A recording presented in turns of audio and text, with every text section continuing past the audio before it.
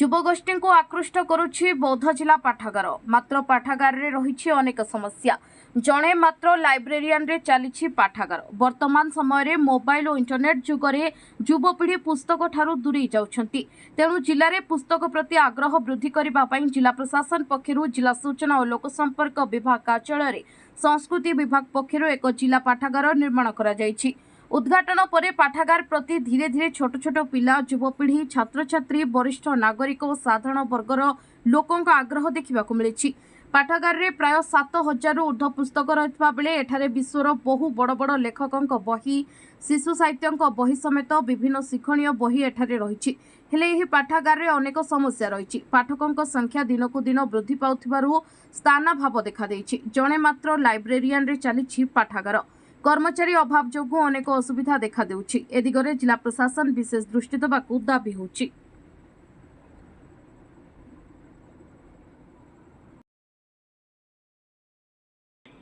अध किलोमीटर दूररू पानी आणुछंती ग्रामर महिला माने। केबे बुझिबे नेता मंत्री और प्रशासन। निर्वाचन पूर्वरु गंडा गंडा प्रतिश्रुति देउथबा बेले मतदान परे आउ कहार देखा नाही। पीवा पानीर समस्यार समाधान हेउनाही। बाध्य होई लोके पहुंचीथिले जिलापालक कार्यालय को।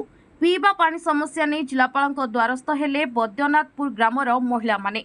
बौद्ध ब्लॉक बांसुणी पंचायत अंतर्गत बैद्यनाथपुर ग्राम दीर्घ दिन हेब पानी समस्या लगी रही। गाँव में 1000 रु अधिक जनसंख्या रहितबा बेले गाँव में 2टी नलकूप रही। हेले पीवा पाई उपयोगी हेउनाही नलकूपर पानी। पीवा पानी पाई अध किलोमीटर दूर रे थिबा जमघाटी ग्राम को महिला माने जाउछंती। बारंबार सरपंच ठारू ब्लॉक प्रशासन निकट में अभियोग पर मध्य केही न सुनिबारु आज महिला माने एकत्रित होई बौद्ध जिलापालक निकट में लिखित अभियोग करिसेंती। तुरंत पानीय जल समस्या दूर करा न गले आगामी दिन में जातीय राजपथ अवरोध करने को चेतावनी देइछंती ग्रामवासी। आर पानी लगी तो नलकूप तो भी नहीं कि पोखरी पे सुखी जाऊे। आर खरा दिन आम केमती हरी पानी भी नहीं कम न पानी अच्छे आंठुए न पानी अच्छे यूज करी ना हेबा। नलकूप 2टा खराब हो जाइए सेनु भी पानी बाहर नहीं। आम 1 किलोमीटर पानी ले खरा दिन सबुदिन पानी नहीं जाऊँ। जदि आमर आम जनईलु भी पानी असुविधा आमर एंता होचे बोलिक भोट आगु भी जनईलु सेटा भी नहीं पाई पार्लु कि इटा भी भोट सरी सारान पर पछे भी पानी नहीं पाई पार्लु। जनईलु कि भी आम कथा नहीं शुणवार आज जिलापाल पाखे आसीचु। जदि आज्ञा जदि आमर कथा नहीं शुणबे ताहले आम रास्ता रोक कर। बैद्यनाथपुर बांसुणी पंचायत आम गाँव में 1000 लोक अच्छा 2टा वार्ड खरा दिने पानी बहुत असुविधा होची।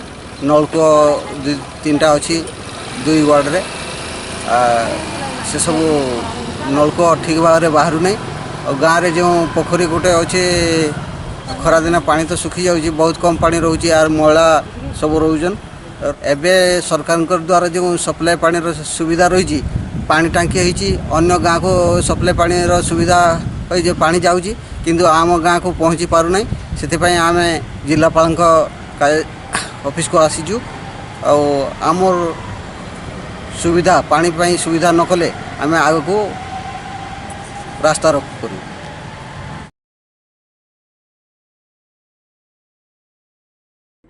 बौद्ध सरस्वती शिशु मंदिर ठारे देवर्षि नारद जयंती पालित होइछि। सृष्टिर आद्यरु देवता दानव और मानव समाज मध्य त्रिभुवन रे प्रभु देवर्षि नारद पथ प्रदर्शन समस्तक पई प्रेरणादायी।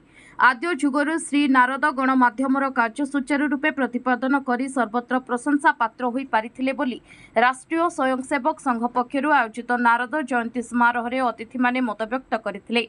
जिला संघ चालक सूर्यकांत दलबेहरा अध्यक्षतार अनुष्ठित यह समारोह रे मुख्य अतिथि भावे वरिष्ठ सांबादिक बरज कुमार बेहेरा जोग देइथिले। मुख्य वक्ता भावे संघर पश्चिम प्रांत प्रतिनिधि तथा बलांगीर विभाग बौद्धिक प्रमुख देवव्रत पाणिग्राही जोगदे उपस्थित सांबादिकों को समाज श्रृंखला पाई निरपेक्ष भावे संवाद परिवेषण करी प्रभु नारदक मर्यादा अक्षुण्ण रखंतु बोली आह्वान देइथिले। विजय कुमार साहू अतिथि परिचय व्यक्तिगत गीत गान करने शेष में धन्यवाद अर्पण करथिले। एह समारोह रे बुद्धिजीवी सांबादिक मातृशक्ति साहित्यिक प्रमुख जोग देइथिले। निरंजन मेहेर नवीन कुमार साहू शंभु प्रसाद मिश्र प्रधान आचार्य धरणीधर परिड़ा प्रमुख कार्यक्रम परिचालन में सहयोग करथिले।